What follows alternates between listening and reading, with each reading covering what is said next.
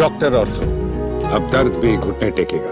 Donald Trump ने आसिम मुनिर को लगाया फोन। नमस्कार, मैं Kirti Bhardwaj, channel for news India पर एक बार फिर से आप सभी का स्वागत है। पश्चिम एशिया का माहौल इन दिनों बेहद नाजुक दौर से गुजर रहा है। समुद्र के रास्ते कूटनीति के गलियारों और सत्ता के शीर्ष स्तर पर एक साथ कई हलचलें हो रही हैं। इस पूरी कहानी के केंद्र में है डोनाल्ड ट्रंप, आसिम मुनिर और ईरान, और एक अहम जगह हॉर्मुज स्ट्रेट।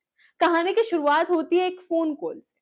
अमेरिकी राष्ट्रपति ट्रंप सीधे पाकिस्तान के सेना प्रमुख आसिम मुनिर से बात करते हैं। ये कोई सामान्य बातचीत नहीं थी, इसमें चर्चा थी उस समुद्री रास्ते की जिससे दुनिया की बड़ी मात्रा में तेल सप्लाई गुजरती है। हॉर्मुज स्ट्रेट पर बढ़ता तनाव वैश्विक चिंता का कारण बना हुआ है। सूत्रों के मुताबिक इस बातचीत में मुनिर ने ट्रंप के सामने ये मुद्दा उठाया कि अगर इस स्ट्रेट पर लगी नाकेबंदी हटे तो ईरान के साथ शांति वार्ता का रास्ता खुल सकता है। ट्रंप ने इस सुझाव पर विचार करने की बात कही। यह संकेत था कि अमेरिका अब अपने रुख में कुछ लचीलापन दिखा सकता है, कम से कम बातचीत के स्तर पर। लेकिन दूसरी तरफ तेहरान का रुख अब भी सख्त नजर आ रहा है। इस्माइल बघाई ने साफ कर दिया है कि फिलहाल अमेरिका के साथ किसी भी नई वार्ता की कोई योजना नहीं है। हालांकि उन्होंने ये भी कहा कि भविष्य में बातचीत की संभावना से पूरी तरह इनकार नहीं किया जा सकता।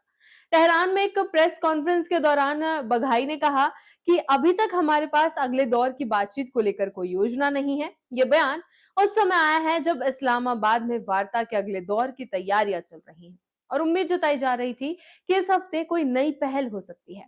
तनाव तब और बढ़ गया जब अमेरिकी सेना ने एक ईरानी मालवाहक जहाज को जब्त कर लिया। ईरान के मुताबिक टॉस्का नामक इस जहाज को ओमान की खाड़ी में अमेरिकी नौसेना ने रोककर कब्जे में ले लिया। तेहरान ने इसे युद्ध विराम का उल्लंघन बताया और कड़ी प्रतिक्रिया की चेतावनी दी। ईरानी अधिकारियों का कहना है कि अमेरिका की शर्तें अवास्तविक और अनुचित हैं। उनका साफ कहना है कि जब तक ईरानी बंदरगाहों पर लगी नाकेबंदी नहीं हटाई जाती तब तक किसी भी तरह की बातचीत संभव नहीं है। साथ ही उन्होंने अमेरिका पर बार बार अपनी शर्तें बदलने का आरोप भी लगाया है। ईरानी मीडिया में भी इस मुद्दे पर निराशा साफ झलक रही है। रिपोर्ट्स के मुताबिक मौजूदा हालात में किसी भी वार्ता के सफल होने की संभावना बेहद कम है।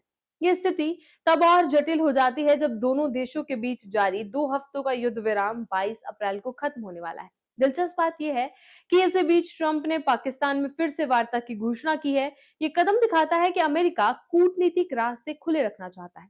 भले ही जमीन पर हालात तनावपूर्ण क्यों ना हो, पूरी स्थिति एक ऐसे मोड़ पर खड़ी है जहां हर फैसला दूरगामी असर डाल सकता है। हॉर्मुज स्ट्रेट सिर्फ एक समुद्री रास्ता नहीं बल्कि वैश्विक अर्थव्यवस्था की एक अहम धुरी है, जहां किसी भी तरह का टकराव न सिर्फ क्षेत्रीय बल्कि अंतरराष्ट्रीय स्तर पर भी बड़ा असर डाल सकता है। अब नजरें इस बात पर टिकी है कि क्या कूटनीति इस तनाव को कम कर पाएगी या फिर हालात और बिगड़ेंगे।